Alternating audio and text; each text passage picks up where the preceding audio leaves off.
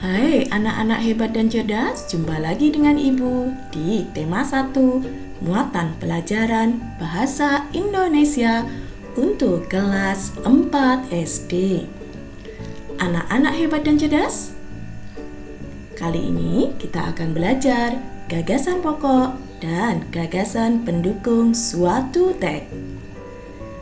Anak-anak hebat dan cerdas, sebelum menentukan gagasan pokok dan pendukung, kalian perlu mencari kalimat utamanya. Anak-anak hebat dan cerdas, apakah kalimat utama itu? Kalimat utama adalah suatu kalimat yang menjadi inti dasar paragraf. Kalimat utama bisa terletak di yang pertama, kalimat pertama, maka disebut paragraf deduktif.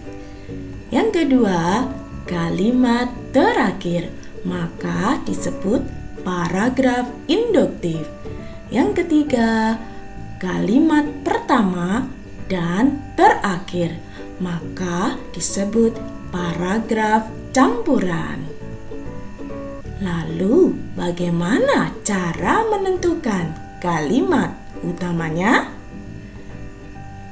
Cara menentukan kalimat utama yang pertama, baca paragraf mulai dari kalimat pertama hingga terakhir.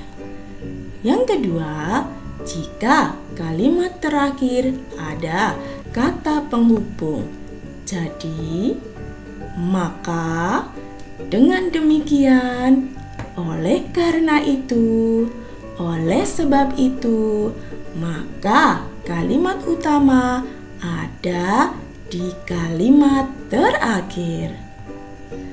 Nah, untuk meningkatkan pemahamanmu, mari kita baca paragraf berikut. Kemudian, manakah kalimat utamanya? Mari kita baca bersama. Masyarakat Jawa memiliki rumah adat joglo dan pakaian adat kebaya. Masyarakat Betawi memiliki kesenian khas yakni ondel-ondel.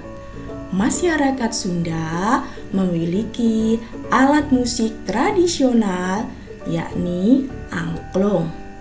Jadi, Indonesia memiliki berbagai macam kesenian dan kebudayaan. Mari anak-anak hebat dan cerdas, kita perhatikan kalimat terakhir pada paragraf berikut. Kalimat terakhir ada kata penghubung jadi. Maka kalimat utama ada di kalimat terakhir. Ingat ya anak-anak hebat dan cerdas? Apa saja kata penghubung tadi? Ya, kata penghubung tadi adalah jadi. Dengan demikian, maka, oleh sebab itu, oleh karena itu. Jika dalam suatu kalimat ada kata penghubungnya, berarti kalimat tersebut merupakan kalimat kesimpulan. Sudah paham anak-anak hebat dan cerdas? Nah, sekarang mari kita belajar cara menentukan kalimat utama. Yang ketiga, jika kalimat terakhir tidak ada kata penghubung, jadi maka dengan demikian, oleh karena itu, oleh sebab itu, maka kalimat utama ada di kalimat pertama. Nah, mari kita baca paragraf berikut dan tentukan kalimat utamanya. Suku Minang adalah kelompok etnis yang terletak di Provinsi Sumatera Barat. Suku Minang sering disebut sebagai orang Padang atau orang awak. Bahasa daerah suku Minang adalah bahasa Minang. Orang Minang gemar berdagang dan merantau ke daerah lain. Legenda suku Minang yang sangat terkenal adalah Malin Kundang. Nah, anak-anak hebat dan cerdas, mari kita tentukan kalimat utamanya. Langkah pertama yaitu lihat kalimat terakhir dulu. Adakah kata penghubungnya? Perhatikan kalimat terakhir, adakah kata penghubungnya? Nah, pada kalimat terakhir tidak ada kata penghubungnya. Maka kalimat utamanya ada di kalimat pertama. Perhatikan. Ini adalah kalimat pertamanya yang berbunyi, suku Minang adalah kelompok etnis yang terdapat di Provinsi Sumatera Barat. Oke, anak-anak hebat dan cerdas, sekarang kita belajar gagasan pokok. Gagasan pokok disebut juga ide pokok, gagasan utama atau pikiran utama. Gagasan pokok adalah gagasan yang menjadi inti paragraf dan bisa berdiri sendiri. Gagasan pokok menjadi dasar pengembangan paragraf. Gagasan pokok bisa sama dengan kalimat utama jika kalimat utamanya pendek. Gagasan pokok dapat pula menyingkat kalimat utama. Artinya, jika kalimat utamanya tersebut panjang, maka bisa kita singkat atau kita ringkas dan kita ambil intinya saja. Nah, sekarang mari kita belajar langkah menentukan gagasan pokok dan gagasan pendukung. Yang pertama yaitu membaca paragraf dengan cermat. Yang kedua, cari kalimat utamanya.